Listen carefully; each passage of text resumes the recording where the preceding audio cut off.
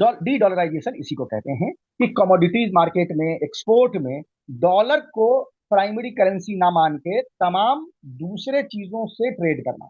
इसमें local currency भी हो सकती है, थर्ड करेंसी भी। इसमें कनाडा, इसमें यूरोप के बड़ी जो कंट्रीज हैं ये भी दबी जुबान में ये काम कर रहे हैं। और सबसे अव्वल जो इसमें अमेरिका हामी देश जो इसमें शामिल है वो स्कैंडिनेविया के कंट्री हैं, डेनमार्क, स्वीडन, नॉर्वे। ये सबसे ज्यादा इसमें पहल ले रहे हैं। रुकना रूस के हाथ में नहीं है। रूस तो चाहता है कि जितनी ज्यादा एरिया पे उसका कब्जा होगा, कॉन्फ्लिक्ट लाइन वहीं पे फ्रोज हो जाए। तो अगर 10 किलोमीटर हम और आगे जाते हैं तो रूस के हक में 10 किलोमीटर अब आगे लाइन जो है फ्रीज की गई। तो इसीलिए रूस के ये हक में है। इसलिए प्रोग्राम दुनिया मेरे आगे में तमाम नाजरीन और सामीन का इस्तकबाल है।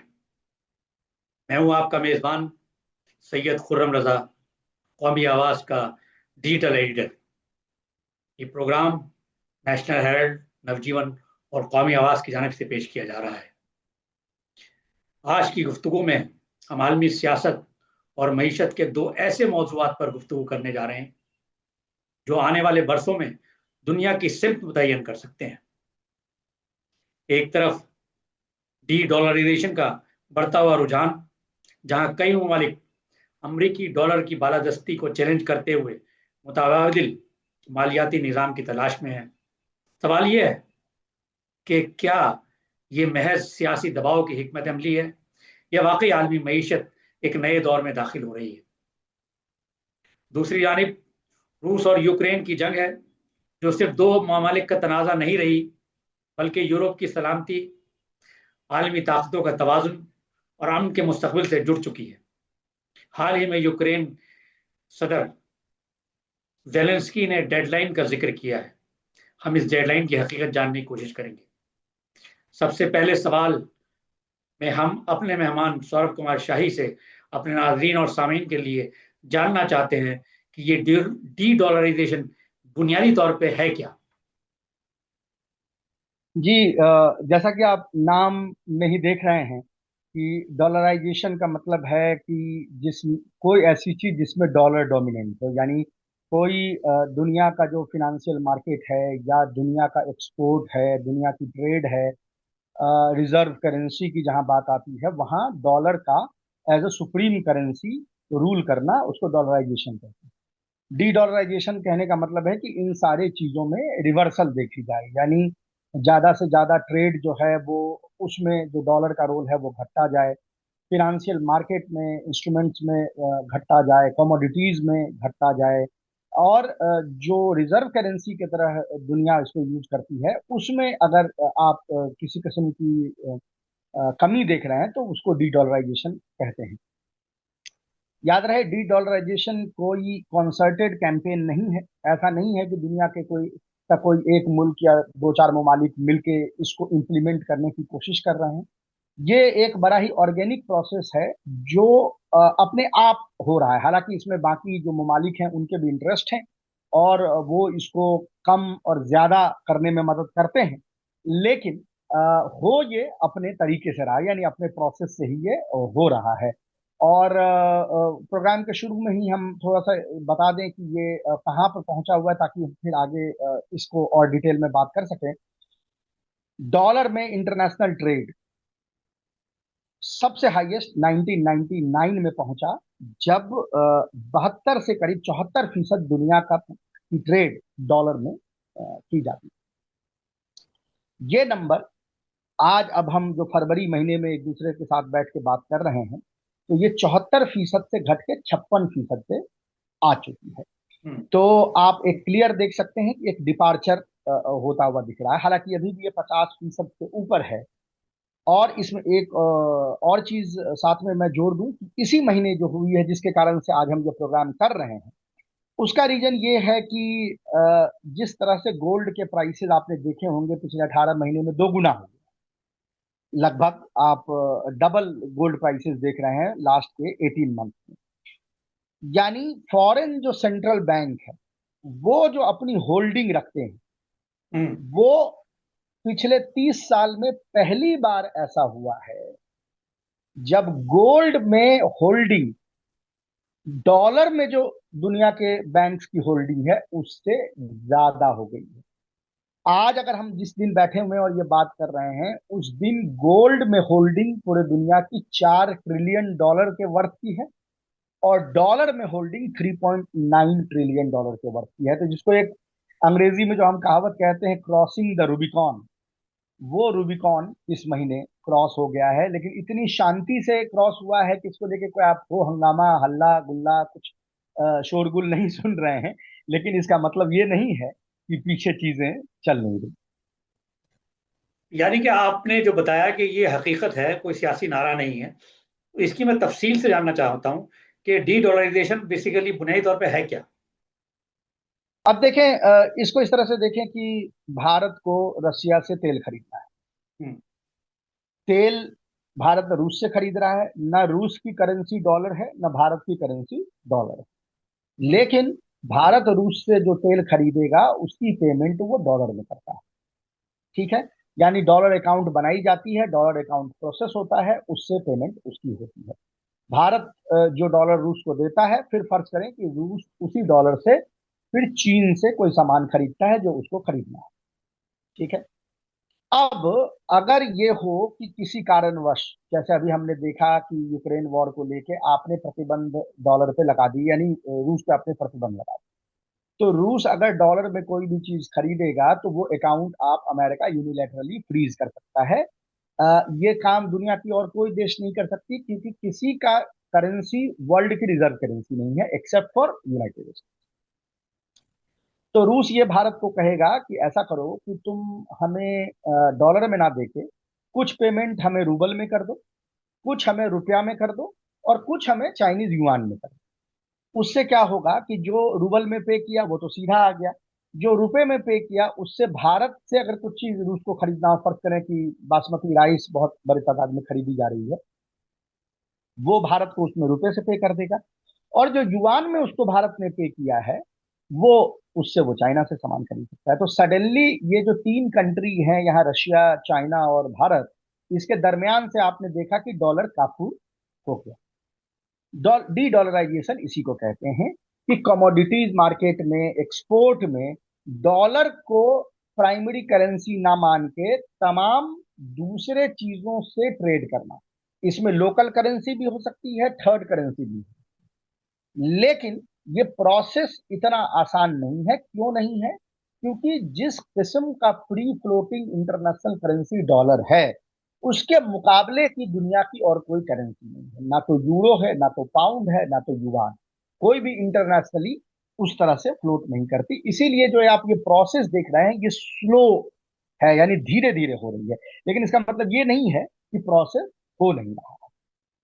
अच्छा, इसमें जो दो चीज आपको नजर आएगी वो ये आएगी कि वो देश जिसपे यूएस जो है सैंक्शन को एज अ वेपन बना के उस पर इस्तेमाल करता है, चाहे वो ईरान हो, चाहे वेनेजुएला हो, चाहे वो रसिया हो, चाहे वो चाइना हो, ये तो इसमें डील कर ही रहे हैं। जो ट्रेंड पिछले कुछ सालों से देखने को मिली है, खासकर डोनाल्ड ट्रंप के एडमिनिस्ट्रेशन जब पहली बार आई थी तब से लेकर अभी तक में, वो ये है कि यूएस के जो एलाइज भी हैं, उनका एतमाद डॉलर पे एज अ सेफ करेंसी और यूनाइटेड स्टेट्स पे एज अ सेफ हेवन, वो एतमाद घटता जा रहा है। और रादर कह लें कि अभी जो ग्रीनलैंड वाला मामला हुआ उसमें आप ये भी कह सकते हैं कि वो खत्म हो गया है। मतलब ये नहीं है कि कल कंप्लीट जो इनके एलाइज हैं यूरोपियन डी डॉलराइज कर जाएंगे, लेकिन इसका मतलब है कि अब ये प्रोसेस रिवर्सिबल नहीं है। अब इसको अमेरिका वापस नहीं कर नहीं कर सकता। जिन ममालिक का आपने जिक्र किया वो अमरीकी मुखालिफ हैं बुनियादी तौर पे, जो जो डी डॉलराइजेशन की हिमायत कर रहे हैं। इनके अलावा कौन से इत्तेहादी मुल्क हैं जो डी डॉलराइजेशन की हिमायत कर रहे हैं। मैं एक मॉर्गन स्टैनले बहुत फेमस कंसल्टेंसी और बैंकिंग फर्म है, मैं उसकी एक रिपोर्ट से अपने दर्शकों के लिए यहाँ पे कुछ पढ़ना चाहता हूँ। उसकी रिपोर्ट ने एक बात बताई थी कि ये जो अलायंसेज होती हैं, यानी अमेरिका के अलायंस किससे है? पहले तो जो दुनिया के अमेरिका के अलावा जो 4 एंग्लोफोन कंट्री हैं, यानी ब्रिटेन से है, कनाडा से है, ऑस्ट्रेलिया से है और न्यूजीलैंड से है। पर इसके अलावा जो यूरोपियन पावर्स हैं, जो ये ट्रांस अटलांटिक अलायंस जो सेकेंड वर्ल्ड वॉर के बाद बनी है, जिसमें कि यूरोप के देश और अमेरिका के दरमियान जो ये संबंध बने, ये जो अलायंसेज बने हैं, इसके कारण अमेरिका का रिजर्व जो है कम से कम 30% बूस्ट हुआ। अगर इनसे अलायंस फ्रे होते हैं, यानी इन कंट्रीज से अलायंसेस जो हैं उसमें डिग्रेडेशन पाया जाता है, तो अपने आप डी डॉलराइजेशन का प्रोसेस जो है स्पीड अप हो जाएगा। यूरोप के जो सेंट्रल बैंक्स हैं, याद रखें ये जो फेडरल रिजर्व है अमेरिका का वो एक इंडिपेंडेंट एजेंसी है। अमेरिका की हुकूमत जो है वो उसके काम में दखलंदाजी नहीं करती है। जब से डोनाल्ड ट्रंप आए हैं वो उसमें ओपनली दखलंदाजी करते रहे हैं। उसके जो हेड हैं जेरोम पोवेल, उनको गाली गाली के अलावा सब कुछ वो देते रहे हैं, धिक्कारते रहे हैं। अब ये हो गया है कि उनका टेन्योर खत्म हो गया। डोनाल्ड ट्रंप के हामी केविन वॉर्स जो है अब उसके हेड बन के आया है। अब इससे जो यूरोपियन बैंक्स हैं उनमें ये डर समा गया है कि जैसे ही एग्जीक्यूटिव ब्रांच और फेड के बीच में दोस्ती होती नजर आएगी, उसका मतलब है कि फिर वो उसको इन्फ्लुएंस कर सकता है। और अगर डोनाल्ड ट्रंप फेड रिजर्व को इन्फ्लुएंस कर सकते हैं तो ये खतरा का विषय सिर्फ उन अमेरिका मुखालिफ मुल्कों के लिए नहीं है, उनके लिए तो ऑलरेडी खतरा था और उस पर काम कर रहे हैं। अब खतरे की घंटी अमेरिका हामी जो देश यूरोप के उसके लिए बन गई है। और दबी जुबान में ऑफ द रिकॉर्ड जो यूरोपियन सेंट्रल बैंक के और जो सुपरवाइजरी ऑफिशियल्स हैं वो बार बार ये कह रहे हैं कि दे आर क्वेश्चनिंग कि क्या हम रिलाई कर सकते हैं यूएस सेंट्रल बैंक पे, कि अगर वो हमें एकदम क्रिटिकल घड़ी में फंडिंग सप्लाई कर सके। याद रखें उनके पैसे वहां जमा है, होल्डिंग्स वहां रखी हुई है। तो जब क्रिटिकल घड़ी आएगी तो क्या हम रिलाई कर सकते हैं अमेरिका के सेंट्रल बैंक पे कि हम हमें हमारा पैसा मिलेगा? नहीं मिलेगा तो फिर तो बड़ा मसला है। अच्छा, आपको याद होगा रूस के केस में ये बार बार कहते हैं कि रूस का जो सॉवरेन एसेट अमेरिका के बैंक्स में है और यूरोप के बैंक्स में उसको जब्त कर लेंगे। बार बार आपने ये चर्चा सुनी होगी, लेकिन वो जब्त कर नहीं पाते हैं इसी डर से कि जैसे ही आपने एक बार ये काम किया दुनिया के सारे दूसरे देश समझ जाएंगे कि आप उनके साथ भी कर सकते हैं और वो डाइवर्सिफाई करने लगेंगे, जो डाइवर्सिफाई ऑलरेडी हो रहा है। तो जैसा मैंने कहा अमेरिका मुखालिफ छोड़ दें, इसमें कनाडा, इसमें यूरोप के बड़ी जो कंट्रीज हैं ये भी दबी जुबान में ये काम कर रहे हैं। और सबसे अव्वल जो इसमें अमेरिका हामी देश जो इसमें शामिल है वो स्कैंडिनेविया के कंट्री हैं, डेनमार्क, स्वीडन, नॉर्वे। ये सबसे ज्यादा इसमें पहल ले रहे हैं, लेकिन वो इसको पॉलिटिकल मुद्दा ना बना के दबी जुबान में ये काम। जैसा आपकी बातों से अंदाजा है कि डी डॉलराइजेशन का अमेरिका के लिए खतरा तो है, लेकिन ये किस हद तक है? देखें कई बार क्या क्या होता है ना कि पीछे चीजें धीरे धीरे चल रही होती हैं, हमें उसकी भनक नहीं लगती। वो जब एक दिन जब वो चीजें कोलैप्स होती है तो एकाएक हमको लगता है अरे यार ये पीछे क्या चल रहा था। मतलब हमें इसको हम बॉइलिंग द फ्रॉग सिंड्रोम कहते हैं साइकोलॉजी में, कि अगर आपको एक मेढक को बॉईल करना है तो आपने अगर पानी गर्म किया, गर्म पानी में आपने मेढक को डाल दिया तो मेढक टूट के बाहर आ जाएगा, वो मरेगा। लेकिन अगर आपने ठंडे पानी में मेढक को डाला और उस पानी को आपने गैस पे चढ़ा के उसको धीरे धीरे गर्म करना शुरू किया तो मेढक को पता भी नहीं चलेगा कि पानी कब गर्म हुआ और कब उसकी मौत हो गई। इसको साइकोलॉजी में बॉइलिंग द फ्रॉग सिंड्रोम कहते हैं। डी डॉलराइजेशन में वही चीज हो रहा है, बॉइलिंग द फ्रॉग सिंड्रोम हो रहा है कि अमेरिका को भी पता नहीं चल रहा है कि वो बॉयल हो रहा है। पता चल भी रहा है तो वो इतना बड़ा खतरा उसके ऊपर नहीं है। अब जैसे डोनाल्ड ट्रंप ने धमकी दी कि जो कंट्री डी डॉलराइजेशन में मुलविस होंगे उनको उन पे मैं एडिशनल टैरिफ डालूंगा। अब इसको हम पॉलिटिकल साइंस में सेल्फ फुलफिलिंग प्रोफेसी कहते हैं। अगर आपने किसी को धमकी दी कि तुमको टैरिफ डालूंगा, फिर तो वो और ज्यादा मोटिवेटेड होगा ना कि वो डी डॉलराइजेशन करे। हम्म। तो वो अब ट्रंप की जितनी आईक्यू है उस हिसाब से वो काम करता है। लेकिन जो ये जो boiling the frog syndrome already हो रहा है, आयरॉनिकली इसलिए हो रहा है क्योंकि अमेरिका इसमें जितना हाथ पांव मारेगा ये उतना और बढ़ेगा। ये उसी तरह है जब आप दलदल में फंसते हैं, जितना पांव मारते हैं आप और दलदल के अंदर जो है घुसते जाते हैं। यही रीजन है कि डी डॉलराइजेशन जो है वो इतनी तेजी से बढ़ रहा है। जहां तक अमेरिका के लिए खतरा है तो मैंने अभी दो फिगर्स आपको बताए, एक तो जो आपको बताया कि कैसे 74 से 56 पे आ गया, दूसरा हमने होल्डिंग की बताई, तीसरी एक और चीज हो रही है वो ये है कि America as a safe haven पे लोगों का एतमाद उठ रहा है और इसीलिए अमेरिकन बॉन्ड्स के गेन्स जो है वो बढ़ रहा है। जैसे ही जैसे आपका बॉन्ड जो है उस पे लोगों का एतमाद जो है घटता जाएगा, वो आपके इंटरनल डेट के लिए भी मुश्किल का चीज है। ये मैं समझा दूं अमेरिका को अमेरिका दुनिया का इकलौता देश है जो जितनी चाहे डॉलर प्रिंट कर सकता है और उसके यहाँ इन्फ्लेशन नहीं होगा। पैसा जितनी चाहे प्रिंट कर सकता है, उसके यहाँ इन्फ्लेशन नहीं बढ़ता, क्योंकि वो पैसा दुनिया यूज कर रही है। हम्म। भारत अगर अभी रुपया प्रिंट करने लगे तो इन्फ्लेशन हाई हो जाएगा। ये जो है वो सिर्फ अमेरिका के पास है। लेकिन जैसे ही डी डॉलराइजेशन और मजबूत होगा, अमेरिका की डेट बढ़ती जाएगी। याद रखें, पिछले एक साल में डॉलर अपने पूरे उसका 10% लूज कर चुका है। हमें इसलिए पता नहीं चलता क्योंकि रुपी इतना तेजी से गिर रहा है कि हम रुपी के मुकाबले उसको देखते हैं और कहते हैं कि नहीं यार, रुपी गिर रहा है, इसका मतलब डॉलर मजबूत हो रहा है। नहीं, अगर आप रुपी का मुकाबला पाउंड से करेंगे, अगर आप रुपी का मुकाबला यूरो से करेंगे, तो आप पाएंगे कि ये और गिर रहा है, जी जी। क्योंकि वहां वो स्टेबल है और यहाँ डॉलर जो है गिर रही है। तो डॉलर के मुकाबले हो सकता है कि रुपया उतना एक्चुअली नहीं गिरा है जितना वो दूसरे करेंसी के हिसाब से गिरा है। शायद इसीलिए हमारे जहन में वो चीज नहीं तरक्की पजीर ममालिक का पर क्या असर पड़ेगा इस डी डॉलराइजेशन का? आई। देखें, डी डॉलराइजेशन, मुझे ये लगता है कि ये जो इंस्ट्रूमेंट, कोअर्सिव इंस्ट्रूमेंट है अमेरिका के हाथ में, इसका जो इस्तेमाल है वो घटता चला जाएगा। जैसे जैसे मैंने बार बार कहा कि आप जितनी बार इसको इस्तेमाल करेंगे, इसकी इफेक्टिवनेस उतनी कम होती जाएगी। इकोनॉमिक्स में हम उसको बोलते हैं लॉ ऑफ डिमिनिशिंग रिटर्न।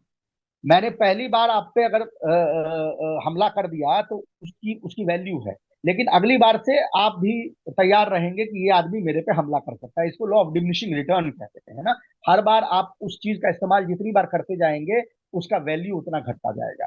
मुझे ये लगता है कि एक अल्टरनेटिव फिनांस, चाहे वो ब्रिक्स के तत्वावधान में हो या और किसी एससीओ के तत्वावधान में हो, एक अल्टरनेटिव फिनेंशियल सिस्टम जो है वो आपको इमर्ज होता हुआ यहाँ पे नजर आ रहा है। और जैसा मैंने कहा, ये इरिवर्सिबल है। दूसरा अहम मौजू जो है, यूक्रेन और रूस के दरमियान चल रही जंग है।